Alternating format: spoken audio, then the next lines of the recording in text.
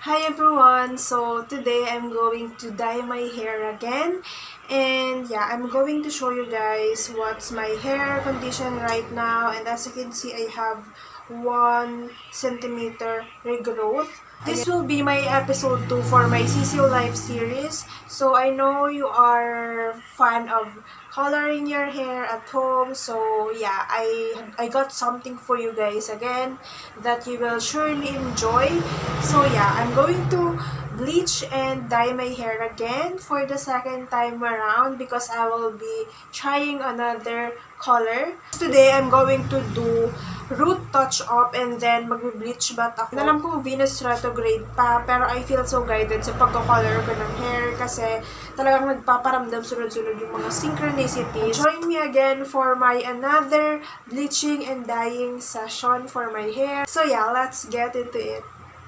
So let's start off by showing you guys what's the equipments for dyeing and bleaching your hair. So first, I have the mixing bowl and this is from 𝘸𝘪𝘵. I have spoon here because ito yung gagawin kong pang measure doon sa developer and sa bleaching powder. Next, we have the brush. Again, this is from 𝘸𝘪𝘵. I'm going to use the hybrid colors bleaching powder and their developer. For my dye, I'm going to use their hybrid colors Magickal hair dye in brilliant red.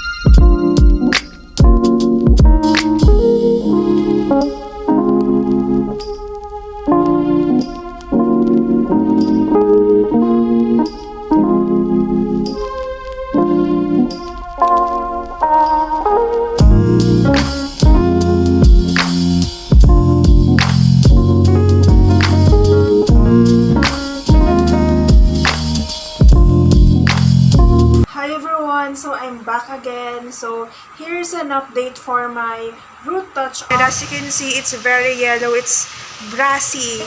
It's fine. It's fine.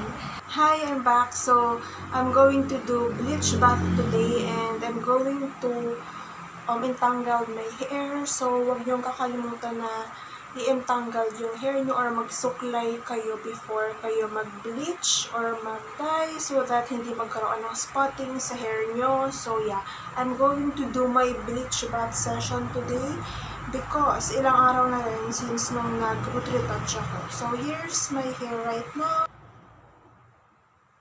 I'm going to take you along with me for my bleach bath session. So yeah.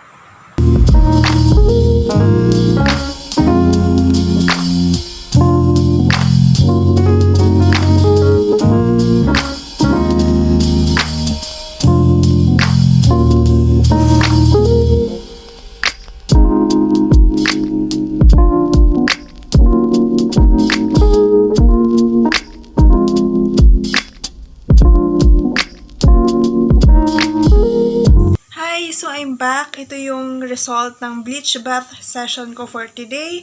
And naalis niya talaga yung mga blue pigments and green pigments sa hair ko. And as you can see, balik blonde na uli. Mais moment ulit. As you can see, sa top part, level 9 na siya. While sa middle to ends, level 8 to 9. Between level 8 or 9. So, yeah. Sobrang stubborn ng hair ko, like yung mga brown parts ko dito na sobrang patchy nung unang beses ko nag-bleach, andyan pa rin siya. So, today, I'm going to tone my hair since pinahinga ko siya kagabi. Hindi mo na ako nag-tone kagabi. So, I'm going to use again this Huemiere Blanche Purple Keratin Toner. So, yeah, I'm going to use this since dry yung hair ko. And hindi na ako magtitipid dito. And gagamitin ko to for 5 minutes. So, siguro susunod, magtatry ako ng mga bagong purple toners, mga purple shampoos so that may recommend ako sa inyo. Okay? So, I'm going to use this one. So, tandaan natin na ang purple toner ay hindi nakakapagpalighten ng hair, kundi nineutralize niya yung mga brassy parts sa hair natin.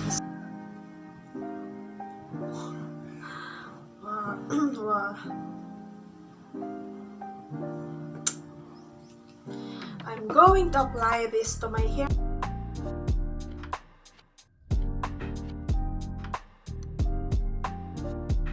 So, naglagay na lang ako ng purple toner ko off-cam since hindi ko kaya kasi yung full mirror nasa living room namin. Iba. So, I just finished applying purple toner on my hair. And, ayan, ito yung result. Pero hindi ko pa siya nababanlawan. Yeah, I'm going to leave this for a while on my hair and I'll get back to you guys later. Okay, so here's the result of toning my hair earlier. And as you can see, my hair is almost too white.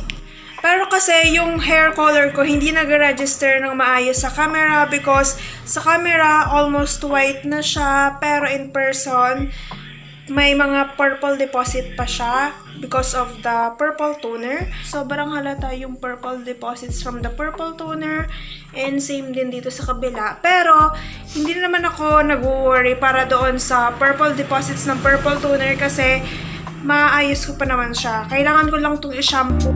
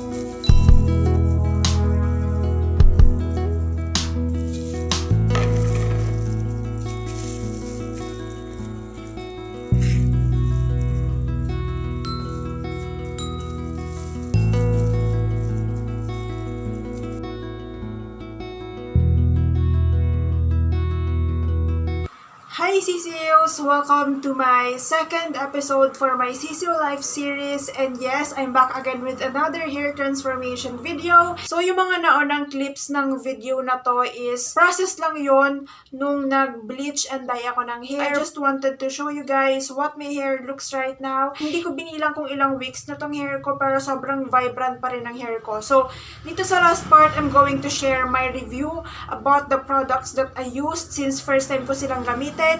And dito sa last part ng video na to, ayoko lang siya maging hair bleaching session or dyeing session because I wanted to do a review as well of the products that I used. So for my bleaching kit, I used the Hybrid Colors bleaching kit. And nung mag-root retouch na ako and magbi-bleach bath, I decided na gumamit ng ibang brand ng bleach kit kasi I wanted to try something new and mas cheaper compare sa Color Bleach Club. I decided to opt for a new brand to try since I'm looking for a bleach kit na ma-recommend ko sa inyo na maganda yung quality, maganda yung performance, and mura lang and budget friendly. So for the Hybrid Colors bleach kit, sobrang perfect niya for beginners. Sobrang effective niya for root retouch. Considering na mahaba na yung regrowth ko guys, siguro mga 1 or 2 centimeters na yon. Perfect siya for root retouch kasi sobrang mild niya lang. Nung ginamit ko siya, wala akong maramdaman kasi hindi siya mahapde sa anit or wala siyang stinging sensation nung ginamit ko siya. And hindi din matapang yung amoy niya. And considering na wala akong naramdaman na any stinging sensation,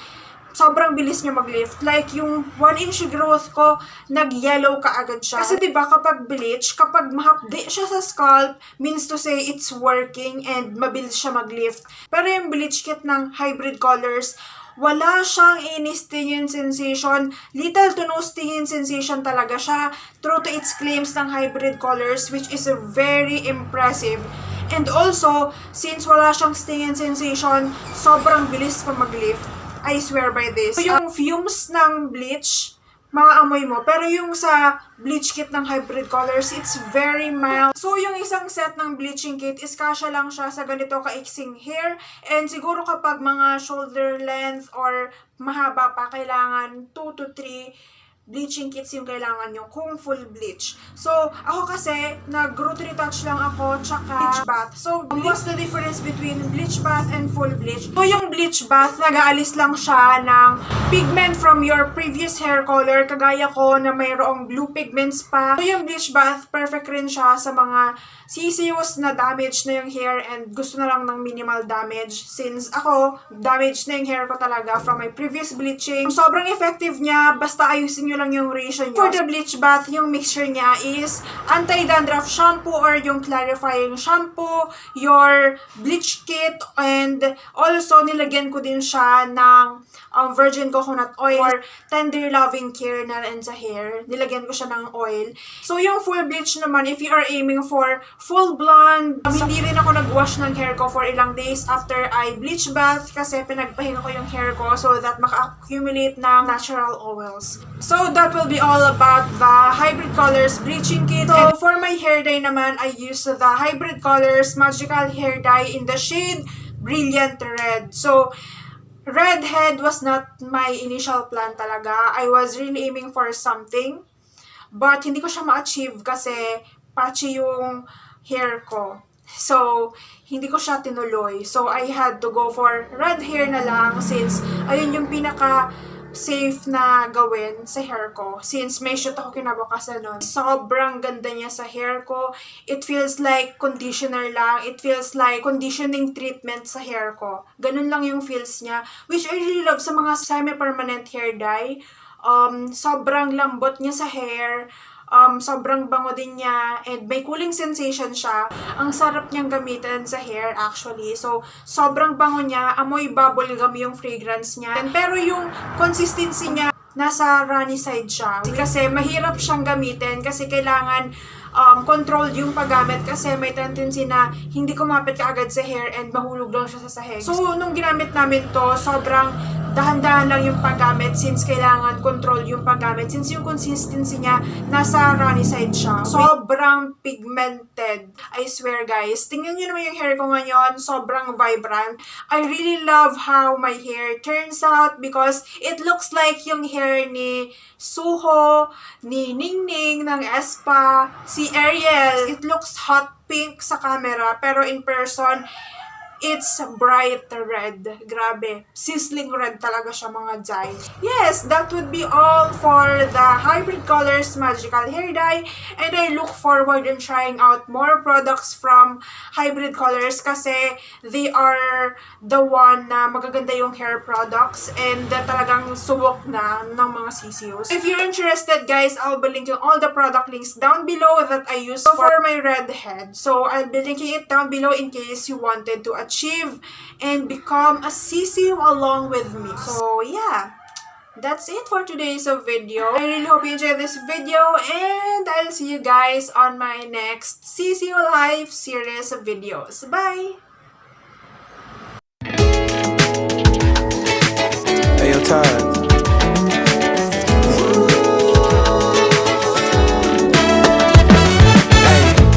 I can't help myself when you're not